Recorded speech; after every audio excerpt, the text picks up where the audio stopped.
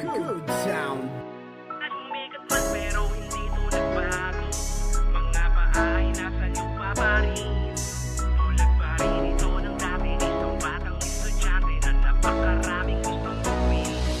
Malayo-layo na rin ang nararating. Ngayon iba na ang mundong kanyang ginagalawan. Di nakalang yung batang palakad-lakad sa kasada. Ay balang araw may makikilala. At yan si Hammerman, yung batang nagsipag. Yung taong pag nakakita ng pangit na helmet laging basa. Mula Team Graffiti ngayon ay eto na siya. Malayo pa pero malayo na ang narating niya. Malayo na sa dati dahil sa pagbabaka sakali. Inagahan niyang gumising at nagbanat ng buto sa kalye. Di namili ng trabaho at hindi to nagreklamo. Bago makuha ang swerte kiniluso ng mga plano. Sagad hanggang hating gabi, bira lang ng bira. At kahit na hindi madali, hindi iniinda. Yung hirap di naan sa ngiti, kaya to kuminang. Yung pawis ay naging salapi sa pagsisikap niya. Di tumigil hanggang sa maabot ang mga pangarap. Tinupad ang mga balak, nalakas ang kanyang bala. At ngayon sa mga plano ay walang makakaawat. Bitbit ng Team Graffiti na kanyang watawat. Malayo-layo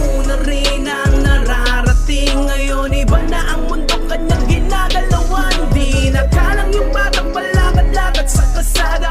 Ay balang araw may makikilala. At yan si Hammerman, yung batang nagsipag. Yung taong pag nakakita ng pangit na helmet laging basa. Mula Team Graffiti ngayon ay eto na siya. Malayo pa pero malayo na ang narating niya. Palaging nasa mall tour at iba't ibang bansa. At kahit nasaang lugar ay kaya nang maggala. Pero tuloy pa rin ang kayo, di nagpapabaya. Baryo mong sahod ay hindi niya yan binaliwala. Hindi naging palagay, sinasagad niya pa rin ang kanyang abilidad. Hanggang ngayon di nagpapakampante, dapat sa bulsa may bunutin agad. Kung ano siya dati, ganun pa rin, mas dumami pa nga responsibilidad. Para sa pamilya pa rin at tanging sila lagi ang prioridad. Sumikat man pero hindi to nagbago. Mga paa ay nasa lupa pa rin.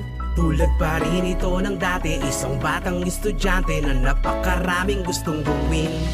Malayo-layo na rin ang nararating. Ngayon iba na ang mundong kanyang ginagalawan. Di nakalang yung batang pala